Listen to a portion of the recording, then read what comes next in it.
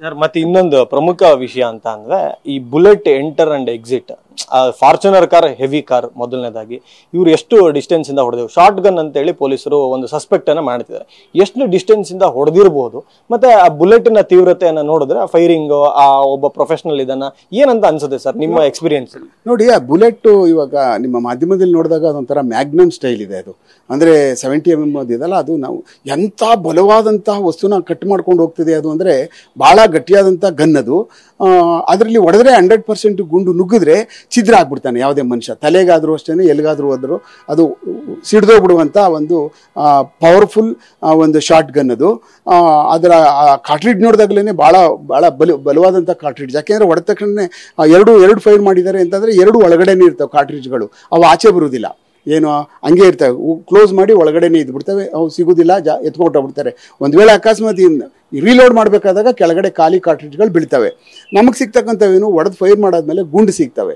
ಅದು ಈ ಫಾರ್ಚುನರ್ ನೋಡಿದ್ರೆ ಡ್ರೈವರ್ ಸೀಟ್ನ ಹಿಂಭಾಗದ ಆ ಕಬ್ಬಿಣದ ರೇಕ್ನ ತೂತು ಮಾಡಿ ಅವರ ಸೀಟ್ನ ಪೆನಿಟ್ರೇಟ್ ಮಾಡಿ ಅಲ್ಲಿಂದ ನುಗ್ಗಿ ಈ ಮನುಷ್ಯ ಏನು ಕೂತ್ಕೊಂಡಿದ್ನೋ ಆ ಕಡೆಗೆ ಹೋಗಿ ಅವನ ಮೂಗು ಪಾಸಾಗಿ ಮತ್ತೆ ಏನು ತೋಳಿಗೆ ಸ್ವಲ್ಪ ಏಟಾಗಿರೋದು ಅಂದರೆ ಭಾಳ ಗಟ್ಟಿಯಾದಂಥ ವೆಪನ್ ಅದು.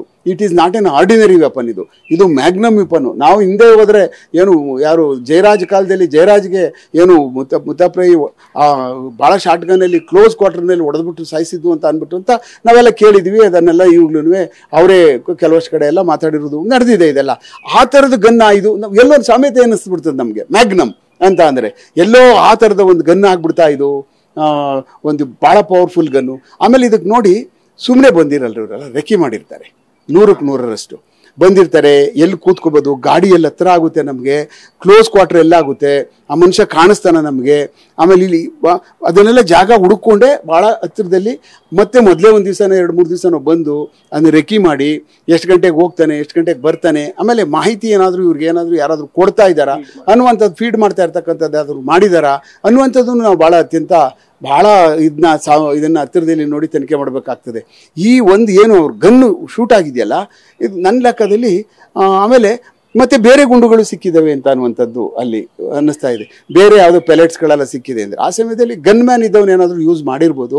ಅವನ ಗನ್ಗಳು ಬುಲೆಟ್ಗಳೇನಾದ್ರೂ ಅಕಸ್ಮಾತ್ ಸಿಕ್ಕಿರ್ಬೋದು. ಯಾಕೆಂತಂದರೆ ಇವ್ರು ಏನು ಯೂಸ್ ಮಾಡ್ಕೊಂಡಿರ್ತಾರಲ್ಲ, ಗನ್ ಮ್ಯಾನ್ ಅಂತ ಇಟ್ಕೊಂಡಿರ್ತಾರಲ್ಲ, ಬಾಡಿ ಗಾರ್ಡ್ ಅಂತ, ಅವ್ರು ಯಾವ್ದಾದ್ರು ವೆಪನ್ ಯೂಸ್ ಮಾಡಿದ್ರ ಡಿಫೆನ್ಸ್ ಪರ್ಪಸ್ ಆಗಿ ಅಂತ ಅನ್ನುವಂಥದ್ದು ಇದರಲ್ಲಿ ಬರುತ್ತೆ. ಆ ಗನ್ನು ನಾವು ಅದನ್ನ ಸೀಸ್ ಮಾಡಬೇಕಾಗುತ್ತದೆ. ಅಕಸ್ಮಾತ್ ಯೂಸ್ ಮಾಡಿದರೆ ನೇರವಾದ ಹೇಳಿಕೆನೇ ಕೊಡಬೇಕಾಗ್ತದೆ. ಹೌದು ಫೈರ್ ಮಾಡಿದ್ರು ಅವಾಗ ನಮಗೂ ಫೈರ್ ಮಾಡಿದೋ ನಾವು ಅನ್ನುವಂಥದ್ದನ್ನ ಈಗಲೇ ಹೇಳಬೇಕಾಗ್ತದೆ. ಈಗ ಹೇಳಿದೆ ಏನೋ ಇಲ್ಲ ನಮ್ಗೆ ಗೊತ್ತಿಲ್ಲ, ನಮ್ಮ ಹತ್ರ ಯಾವ ಗನ್ನಿಲ್ಲ ಹಾಗೆ ಹೀಗೆ ಅಂತ ಹೇಳಿದ್ರೆ ಅದು ತನಿಖೆನೆಲ್ಲ ಅದೇ ಉಳ್ಕೊಬಿಡ್ತದೆ. ಅದರಿಂದ ನಾವು ಎಕ್ಸಿಟ್ ಆಗೋಕ್ಕಾಗೋದಿಲ್ಲ ತನಿಖಾಧಿಕಾರಿಗಳು. ಅದಕ್ಕೆ ಇದರಲ್ಲಿ ಯಾವುದೂ ನೇರ ಮುಚ್ಚಮುರೆ ಇಲ್ಲದೆ ಎಲ್ಲ ತನಿಖೆಗೆ ಸಹಕಾರ ಮಾಡಬೇಕಿಂತ ಕೇಸ್ಗಳಲ್ಲಿ ಇಂಥ ಮತ್ತೆ ಗನ್ನು ಮತ್ತೆ ಈ ಥರ ಒಂದು ರೌಡಿಸಮ್ಗಳಿಗೆ ಇದು ಬ್ರೇಕ್ ಆಗಬೇಕಿದು ಸಡನ್ ಆಗಿ. ಇಲ್ಲ ಅಂತಂದರೆ ಇದೊಂಥರ ನಾನ್ ಸ್ಟಾಪ್ ಆಗ್ತಾ ಹೋಗ್ತಕ್ಕಂಥ ಪ್ರಮೇಯನೂ ಆಗ್ಬಿಡ್ತವೆ ಇಂಥ ಕೇಸ್ಗಳಾದಾಗ.